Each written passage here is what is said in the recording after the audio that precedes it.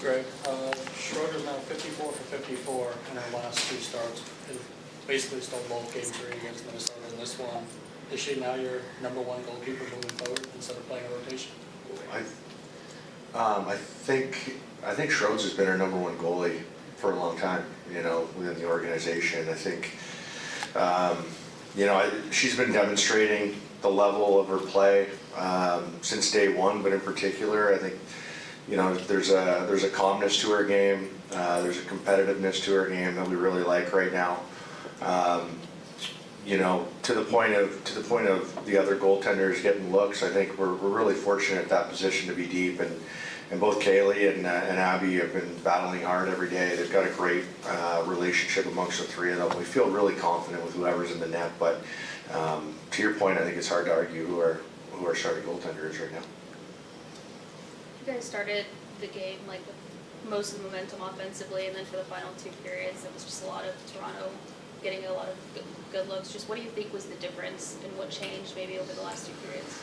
Yeah, I mean, you know, the margins at this in this league are really small. You know, I would say tonight, you know, we really liked our start for a lot of reasons, but our starts haven't been necessarily a bright spot. So it was nice to get a great start in the first period. I thought what we did well is we got pucks below their goal line and played, you know, kind of hemmed them in a little bit from time to time. But then as the game went on, they started doing the same things to us. And that's, you know, there's going to be ebbs and flows to any game at this level. And Toronto was able to kind of spend a good amount of time in our own end there in the second and beyond.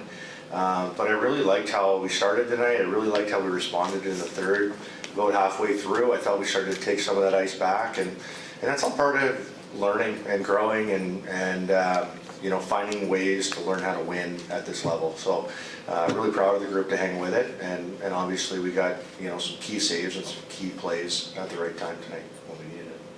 What did you think about that in the third period? It looked like there was a goal, but after review, the play was called dead prematurely. I mean, what was your perspective on that? Honestly, it was you know, there were a lot of bodies at the net. I didn't see the puck go in initially when the play happened, and then on the review that we have on the bench, you could barely see anything. So we were just trying to slow things down as Abby and some of the players said the puck went in, and give Toronto or the referees some opportunity to review the play. So yeah, I thought you know, yeah, that's it.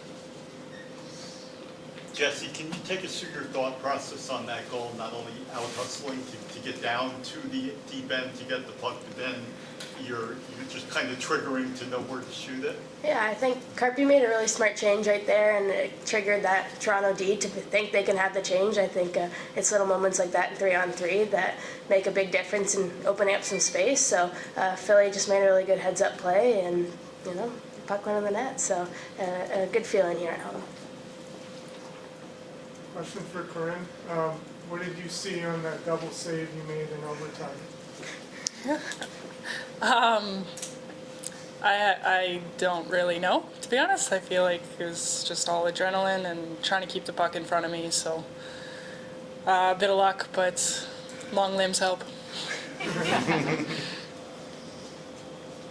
The season started out really strong for your power play, and the past couple of games you've had some trouble converting on it. Is there something that's changed in how you've run it, or is it just a bit of a cold streak?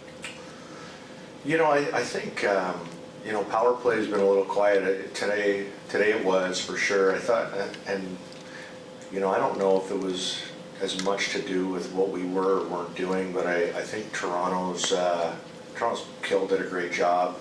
They were connected on the kill. They came up with loose pucks, I think, more often than not. And so, you know, I think there's some areas we got to continue to grow there on the PP. But like our game today, you know, there's good moments and there's not so great moments, and that's what happens to a power play over the course of the season. I mean, we've got the right personnel.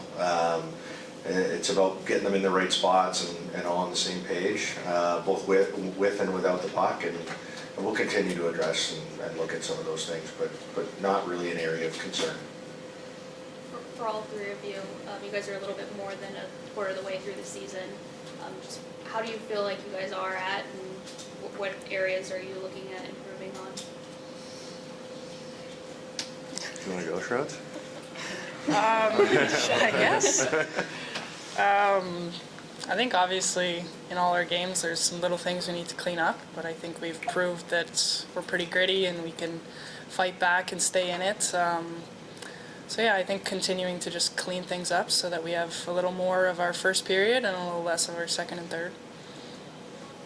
Corinne, this one's for you. How did it feel hearing your last name obviously being chanted on multiple occasions throughout the game? And I'm pretty sure you would hear it on the ice based on how loud the fans were today. Yeah, it's honestly very nice to hear.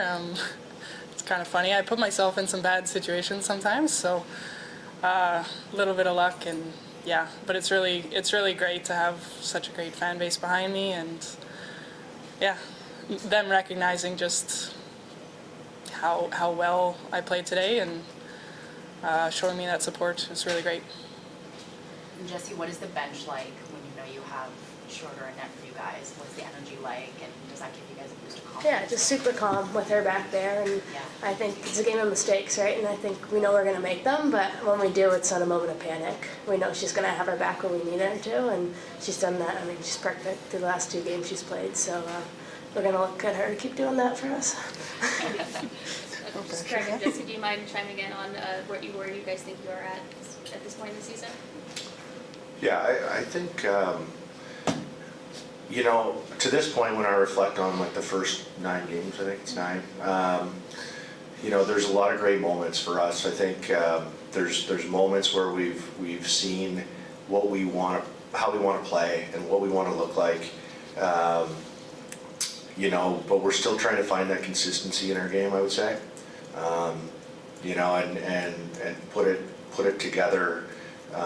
You know, period to period, game to game, but I think that's to come. I think there's a lot of belief in our room with the people there and what we're doing, and I just think, you know, we're looking to find more consistency with it, and I think it shows up in the power play, it shows up 5-on-5.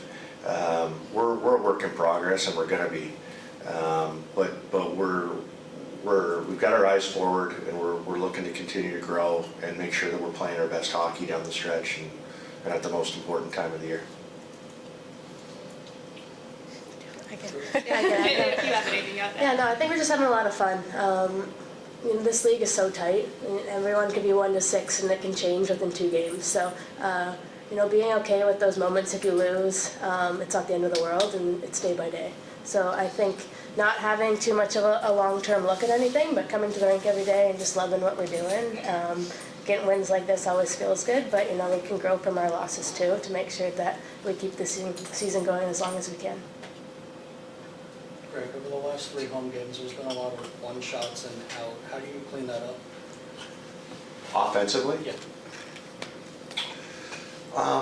You know, I think when we see that, I don't know. I haven't you know, tried to tackle that alone in and of itself. But I think sometimes, you know, when you're in those one and done situations offensively, it's more of a result of you know, what we're doing before that. You know, if we're in on off the rush and we get a shot, we don't recover. It might be because we were extended in the D zone for a little bit. So, you know, for us, it's just coming back to, hey, are we playing the way we want to play? Are we playing behind them? Are we on top of them in the offensive zone?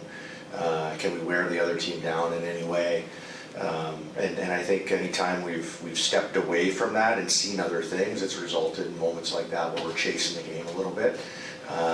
So we'll continue to look at that. Final question here. Corinne, I know that you guys want to keep your blinders on and take it game by game, but just what do you think is the potential for this team if you continue to build off of each time you guys go out there? Yeah, I would say just to continue on to what's already been said today is that there's a lot of potential with our group, and if we keep doing the right things and we start becoming a little more connected for a full 60 minutes, our games are going to be pretty exciting to watch in the future, and yeah, hopefully we take it as far as we can go. Thank you, everybody. Appreciate appreciate it. Thanks a lot, everyone. Thank you. Appreciate it.